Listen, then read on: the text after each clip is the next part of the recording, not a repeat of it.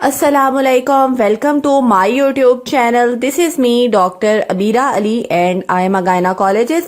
आज की वीडियो में आपके साथ जो टॉपिक डिस्कस करने वाली हूँ वो है हाइपर इमेसिस ग्रेविडेरम, एक ऐसी कंडीशन जिसमें प्रेग्नेंट लेडीज को रूटीन से ज्यादा नोजिया और वॉमिटिंग होती है।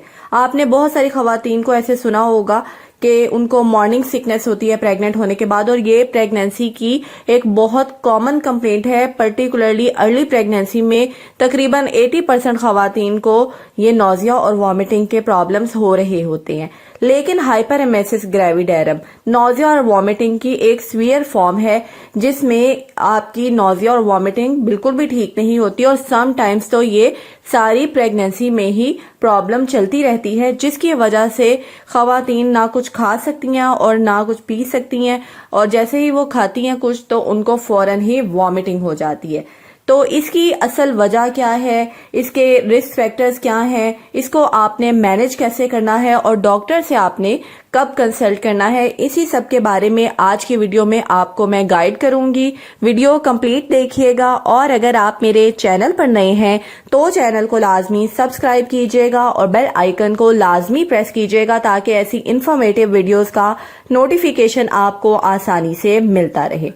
सबसे पहले तो इसकी एग्जैक्ट अगर वजह की बात करें तो इसकी एग्जैक्ट जो रीजन है वो नहीं पता लगाई जा सकी अभी तक भी, लेकिन जो कहा जाता है वो ये है कि प्रेगनेंसी में कुछ हार्मोन्स होते हैं जैसे कि HCG हार्मोन, जब इसका लेवल ज्यादा हो जाता है तो इसकी वजह से वॉमिटिंग का प्रॉब्लम भी ज्यादा हो जाता है। और जिन कंडीशंस में HCG का लेवल ज्यादा होता है उनमें ये नोजिया और वॉमिटिंग की कंडीशंस भी ज्यादा होती हैं, जैसे कि ट्विंस प्रेगनेंसी, उनमें चूंकि HCG हार्मोन ज्यादा बनता है इसलिए वॉमिटिंग भी ज्यादा होती है, और जैसे मोलर प्रेगनेंसी उसमें भी HCG का लेवल रूटीन से ज्यादा होता है और उसमें भी वॉमिटिंग और नोजिया का प्रॉब्लम ज्यादा होता है। रिस्क फैक्टर्स क्या होते हैं?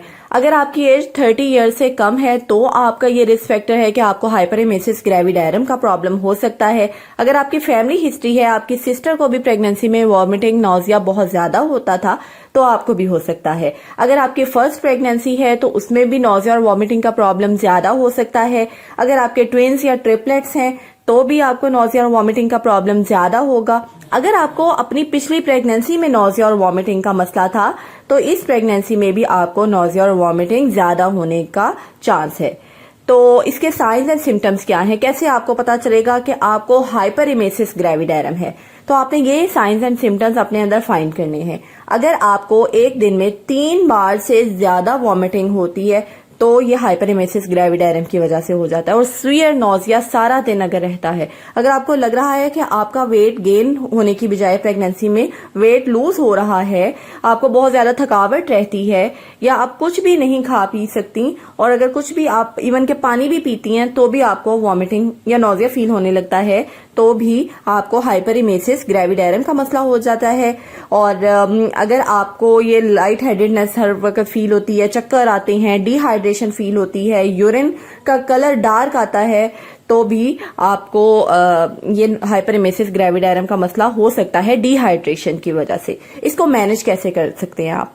सबसे पहले तो आपने अपनी कंडीशन के अकॉर्डिंग आपने खाना खाना है। हमेशा स्मॉल मील्स लेने हैं, थोड़ा थोड़ा करके आप ज्यादा बार खा सकती हैं, और लेकिन आपने कभी भी हैवी मील नहीं लेना।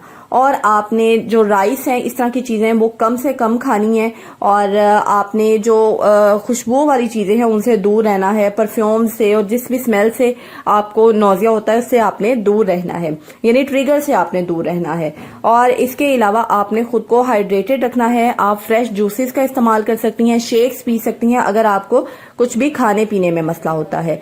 अब सवाल ये पैदा होता है कि आपने डॉक्टर को कब कंसल्ट करना है। अगर आपको बहुत ज्यादा वॉमिटिंग होती है, सारा दिन आपको वॉमिटिंग रहती है, आपका वेट कम हो रहा है, आपको कंफ्यूजन हो रही है, आप ना चल फिर सकती हैं, थकावट बहुत ज्यादा महसूस हो रही है, और आपका वेट कम हो रहा है और आपको चक्कर बहुत ज्यादा आ रहे हैं, तो आपने ऐसी कंडीशन में फौरन डॉक्टर से कंसल्ट करना है, क्योंकि हो सकता है कि आपको IV ड्रिप्स के जरिए हाइड्रेट किया जाए, आपको कुछ मेडिसिन दी जाएं। इवन के सीवियर केसेस में हमें स्टीरॉइड्स देने पड़ते हैं हाइपरएमेसिस ग्रेविडेरम को मैनेज करने के लिए। तो ये सब कंडीशंस डॉक्टर के पास जाके ही सॉल्व हो सकती हैं, तो इसमें डॉक्टर को लाजमी आपने इन्वॉल्व करना है। Take care.